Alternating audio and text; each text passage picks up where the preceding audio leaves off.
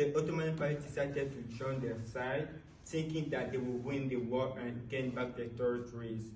But unfortunately, as we all know, Germany lost the war, and so did the Ottoman Empire.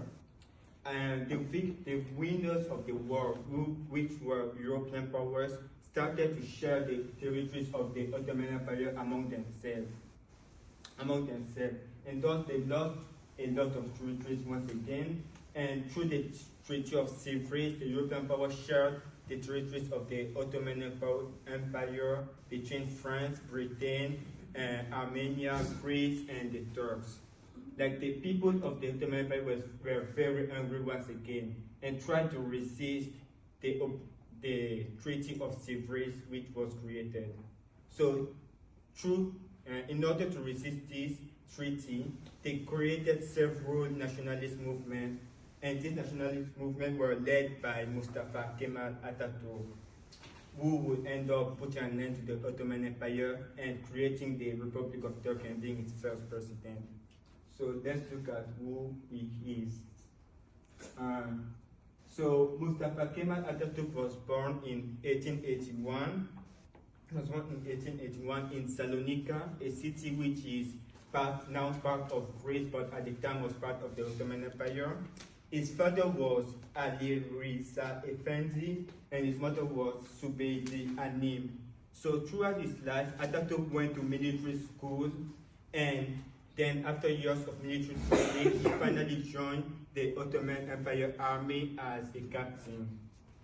He participated in several wars and conflicts for the Ottoman Empire, such as the Albanian Uprising in 1910, the Italo-Turkish War of 1911, and the two Balkan Wars of 1912 and 1913. World War I was a pivotal point in Atatürk's life. During the war, he predicted a lot of the Allied, of the Western power attacks and helped to defend the Ottoman Empire. But at some point, the Ottoman Empire had to lose the war. And so when the defeat was obvious for the Ottoman Empire, Atatürk helped to reorganize the army and to withdraw the army from the fight. And after withdrawing the army from the fight, he went back to Istanbul, the capital of the Ottoman Empire, and saw that it was now occupied by the European powers. So the Ottoman Empire had fallen in hands of the enemy and was about to be destroyed through the Treaty of Sevres. And this was unacceptable to Atatürk and other nationalists.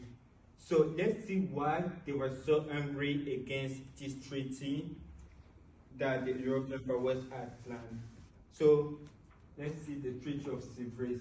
So the Treaty of Sevres was a treaty made on October 10, 1920. It was between Western powers that Britain, France, Italy, and Japan, and the Ottoman Empire. In this treaty, there were 433 articles, and the Turkish people did not agree with these articles at all. Some of these articles, such as the Article 27, defined the borders of Turkey from all of these to just this red part. Like, they lost a lot of the territory then. The Article 88 told that Turkey will recognize the independence of Armenia, which is the yellow part, and Turkish people didn't want that at all. The Article 69 put the city of Smyrna, which was at the time Izmir, under the control of the Greek people, which were the worst enemy of the Ottomans, and they didn't agree with that at all. And the Article 252 put the control of Turkish finances and economical decisions under the control of the European powers. They were angry against that and didn't accept the treaty at all because of all the clauses that there were. But even though the Turkish people were angry against the Treaty of Sevres, the Ottoman government, which was at the time controlled by the European powers, accepted the treaty and wanted to force people to accept it too. So in order to resist the government, which was corrupted now, the nationalists created another government in Ankara, which was called the Grand National and the Grand National Assembly of Turkey, the GNA. So the GNA was led by Ataturk and was a government which was parallel to the official government in Istanbul. So the GNA did not accept at all the Treaty of Sevres, and they claimed the full sovereignty of the Turkish people over the land of Anatolia, which is the region of current Turkey. But when the Allied forces tried to put the Treaty of Sevres into execution, the GNA launched a war against them, and this war is what we now know as the Turkish War of Independence. So at the beginning of the war, the Turks were dominated by the Allied forces, especially Greece, which was stronger and had more people in its army.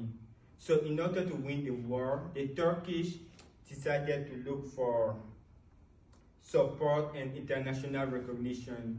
To do so, they negotiated with European powers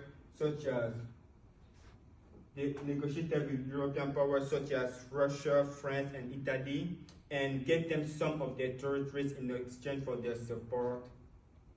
And so their efforts worked very well, as all the other countries didn't fight them anymore, and only Greece was left as their military adversary. So the Greeks also, on the other side, the Greeks had lost support from their allies, which didn't want of the war anymore. And now the Turks were more stronger than the Greeks. So they were able to do a comeback in the war and chase away all the Greek forces on their territory. And so by the 16th September 1922, the War of Independence was over, and the Turkish people had full control.